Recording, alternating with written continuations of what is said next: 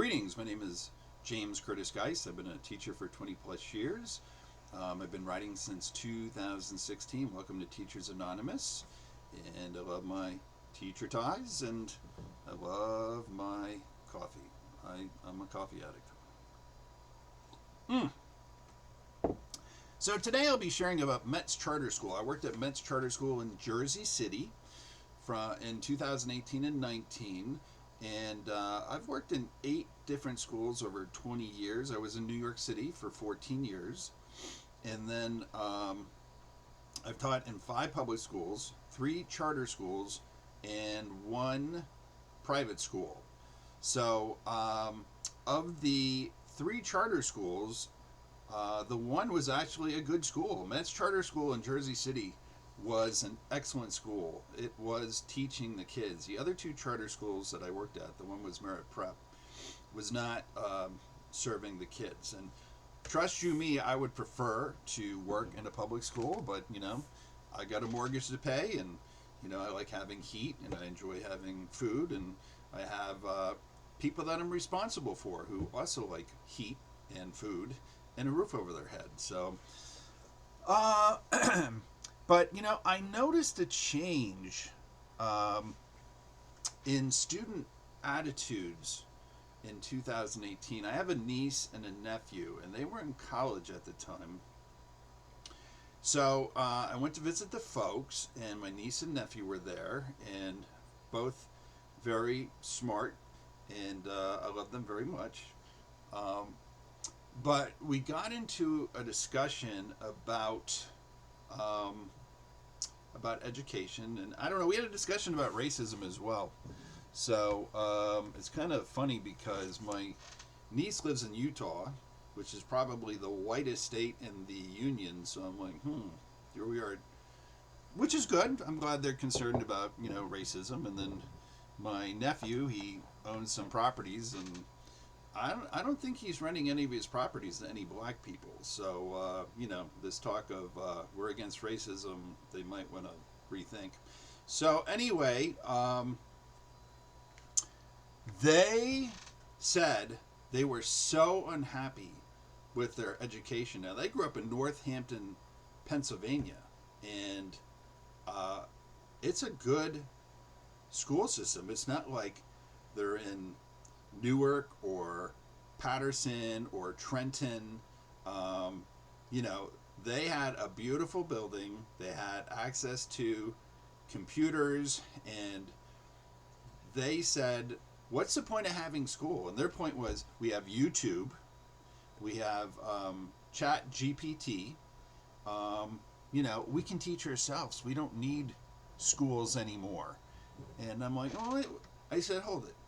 I said, number one, schools are important for socialization. I go, you get to meet people. You learn how to develop your social skills, how to speak, how to listen.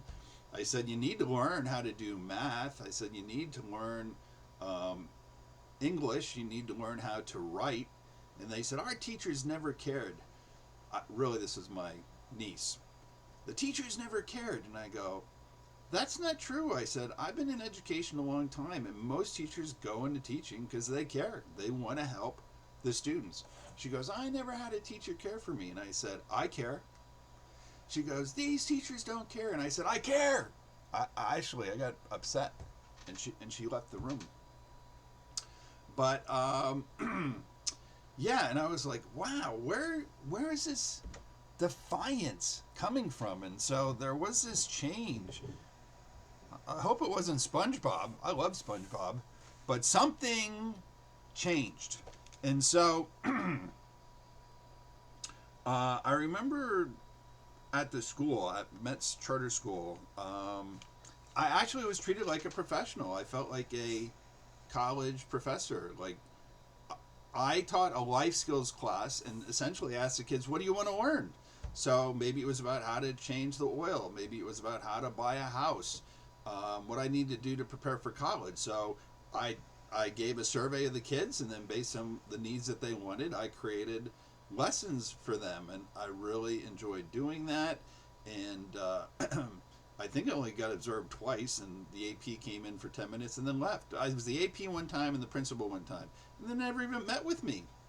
So obviously they were happy with what I was doing, and then the AP told me one time, "Hey, I came in your room, sat there for 10 minutes. The kids didn't even notice I was here. The kids were engaged." He said, "I really liked the lesson," and so he wrote a lovely reference letter for me, um, and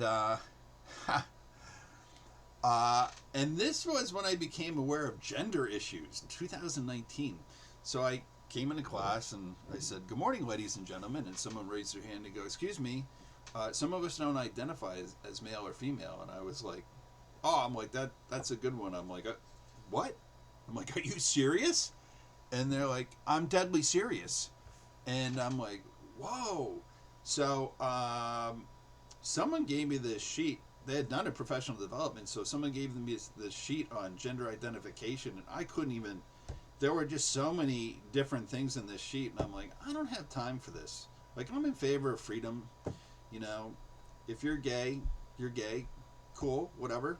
Um, but I just called students by their names.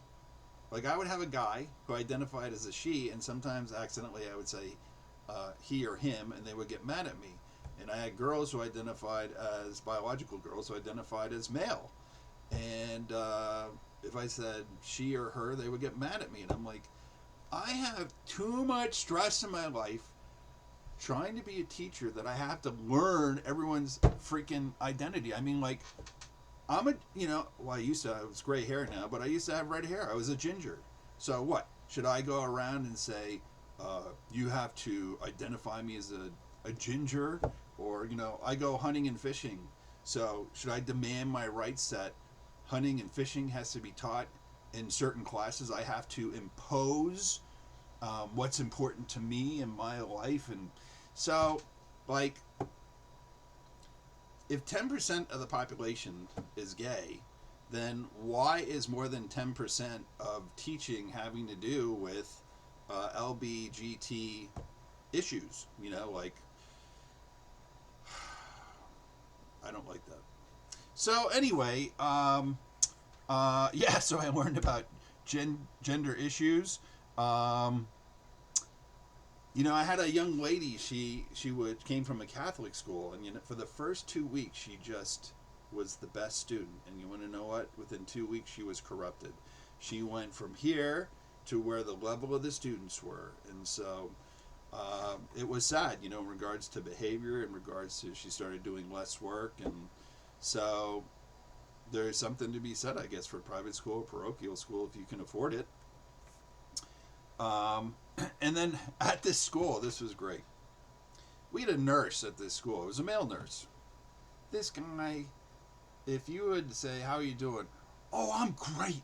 I'm just, it's so wonderful. Life is wonderful. It's great. I'm happy."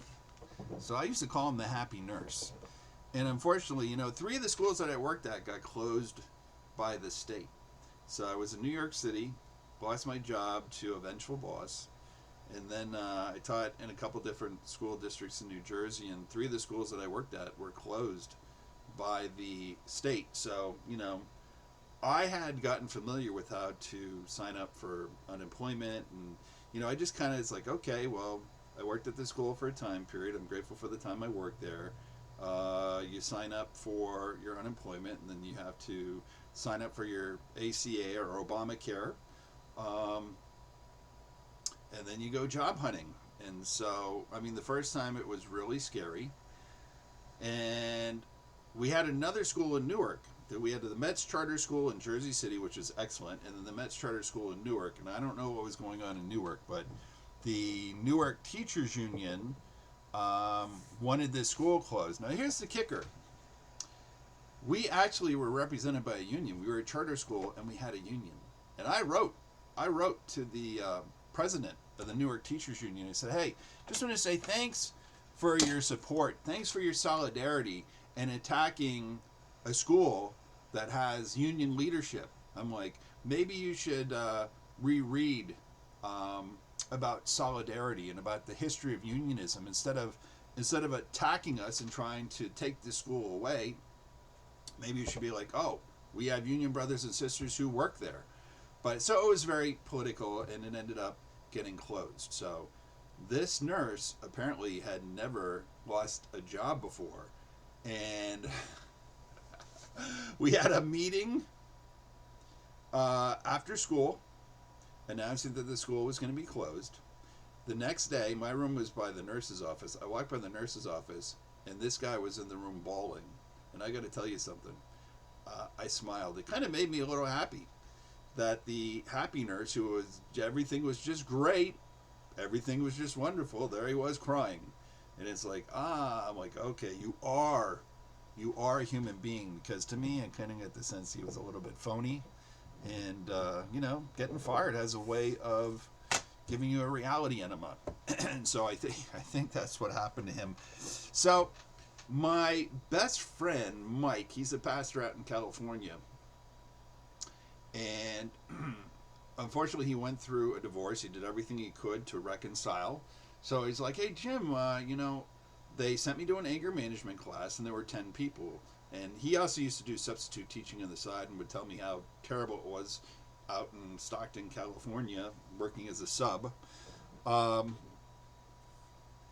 he said, at the counseling session, he said there was me, one pastor, he said 9 other people. And how about this? The other 9 people that were in the anger management class were all teachers. So I think that gives a sense of how difficult and how frustrating it is to be a teacher in the United States of America. And it's also happening in other countries. Like, I know in India, I used to think that they used to bow to the teacher when the teacher walked in the room. And in England, students used to stand when the teacher walked into the room. And you know what? It's not that way anymore, even in the other countries. So this isn't just an American phenomenon. It's happening in other countries. So I don't know. It makes me very sad. So 2018 and 19, gender identity. I was introduced to Google Classroom. I noticed the change in student attitudes. I stopped joking with students. I always used to use humor and joke with kids, and all of a sudden, I don't know, maybe because of political correctness, maybe because of bullying, learning all this stuff about bullying, the kids became super sensitive. And I would tell a joke, and well, what do you mean by that? What does that mean? What does that mean? And I'm like, whoa. So isn't that sad that I don't joke with students anymore because they don't get it? And I just don't need people running into the principal's office saying Mr. Geist offended me because he told this joke. And then the other thing of, there was always this push, teach with rigor, teach with rigor. And you know what? The kids don't want teaching with rigor. And then they go to their parents, and you get a phone call from parents saying, hey, your class is too difficult. And then they call up the administration, hey, this class is too difficult. Then they're like, oh, you're making it too hard for the kids. And it's like, oh, you told me to teach with rigor. I'm teaching with rigor, and now I'm getting punished for doing what the administration asked me to do. So, you can't make this stuff up. You can't make this stuff up. I think I want to cry. So, thank you so much for listening. God bless you, all humans and ETs. All my books are on Amazon, and thank you so much for listening.